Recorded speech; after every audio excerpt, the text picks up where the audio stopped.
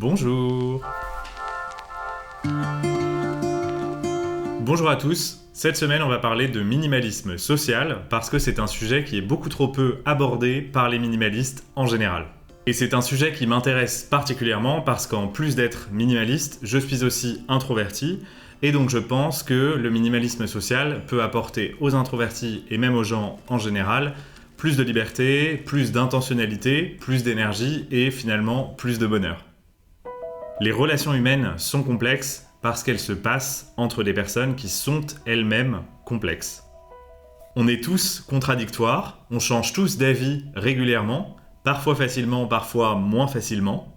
On est aussi imprévisible, on ne sait pas toujours ce qu'on veut et parfois on ne sait surtout pas ce qu'on fait. On est tous très différents et si on a l'impression de ne pas l'être suffisamment, on fera tout pour le devenir davantage. Je pense que vous l'avez compris maintenant, le sujet du minimalisme social est un sujet complexe et je pense que c'est pour ça que très peu de monde l'a abordé jusqu'ici. Mais c'est pas grave, on va le faire ensemble avec bienveillance et surtout n'hésitez pas à participer dans les commentaires pour donner votre vision du minimalisme social. On est tous là pour apprendre les uns des autres, pour grandir ensemble et évoluer, donc surtout n'hésitez pas et profitons-en. Avant de vous donner ma vision du minimalisme social et de vous expliquer comment je l'ai implémenté dans ma vie et quelles habitudes est-ce que j'ai prises, je vais d'abord vous expliquer ce que le minimalisme social n'est surtout pas.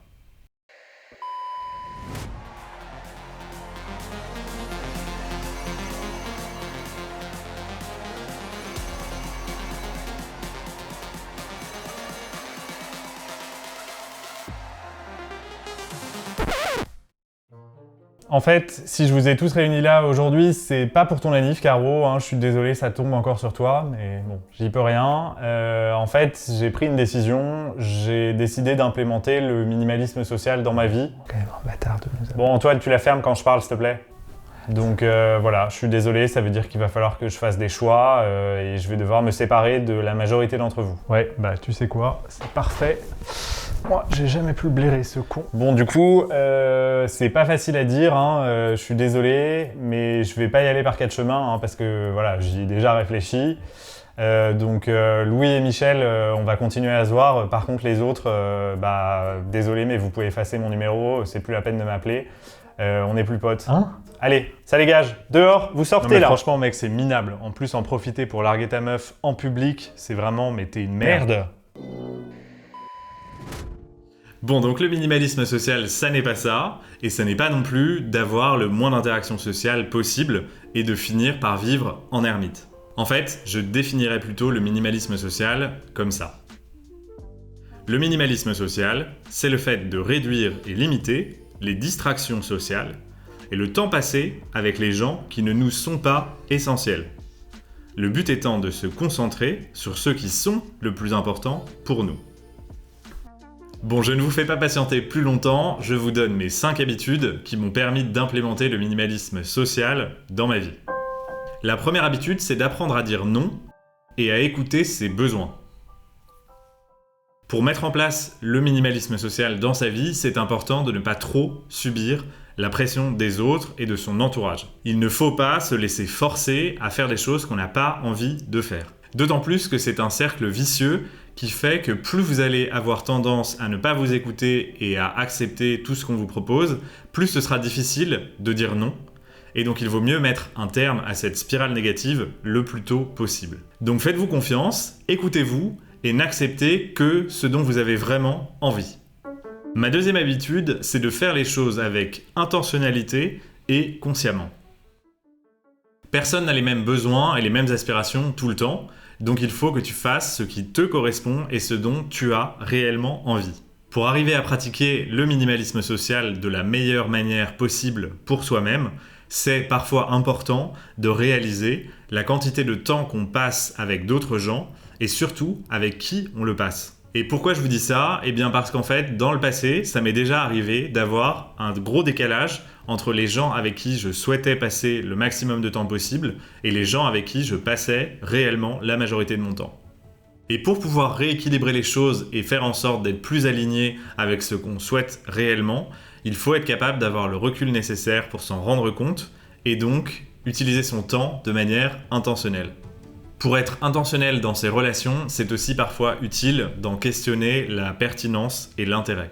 Alors à nouveau, le but n'est pas de se couper de tout son entourage, mais bien de réfléchir en conscience et avec intentionnalité la priorité qu'on souhaite donner à chacun en fonction de ses besoins, de ses envies et des gens qui nous entourent.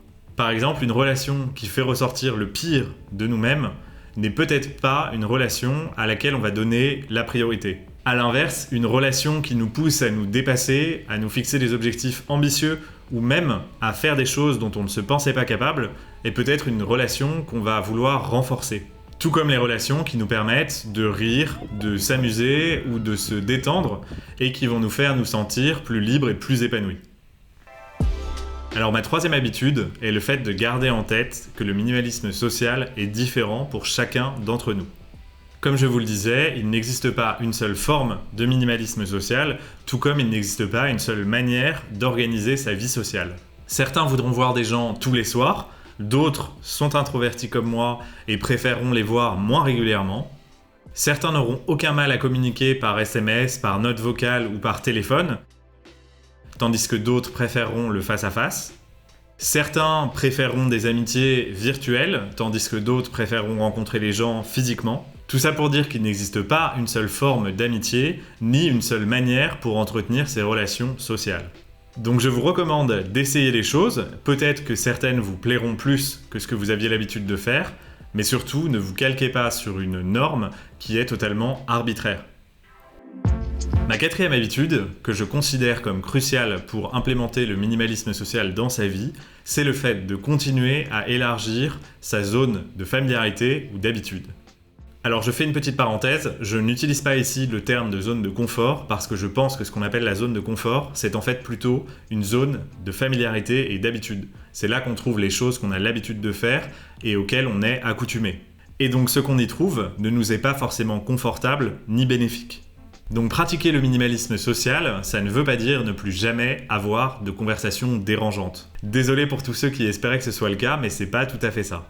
Parce qu'en fait, c'est aussi ça qui nous fait grandir et qui nous permet de progresser. Et comme je vous le dis souvent dans mes vidéos, travailler sur soi, progresser, grandir, c'est le meilleur moyen d'être de plus en plus heureux dans sa vie. Donc c'est crucial de continuer à apprendre et à être de plus en plus à l'aise avec ces situations qui a priori nous effraient. Parce que finalement, c'est grâce à ça qu'on sera capable de réaliser que c'est de moins en moins difficile, qu'on en est capable et qu'on va pouvoir prendre confiance en soi et s'épanouir.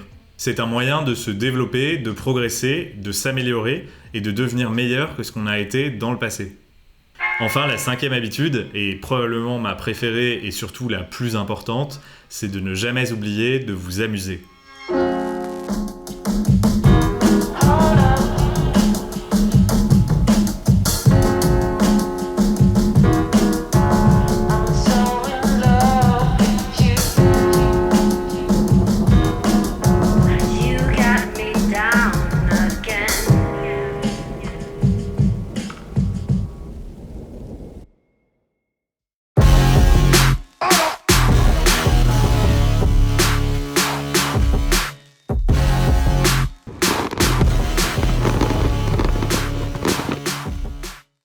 C'est très important de continuer à travailler sur soi et à progresser tout en s'amusant.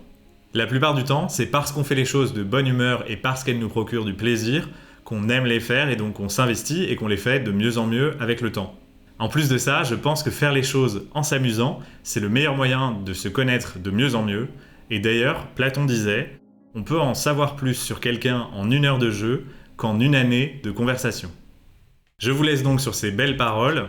Prenez du plaisir à faire ce que vous faites, occupez-vous des gens autour de vous, parce que le reste c'est du vent. Je vous dis à la semaine prochaine. Ciao!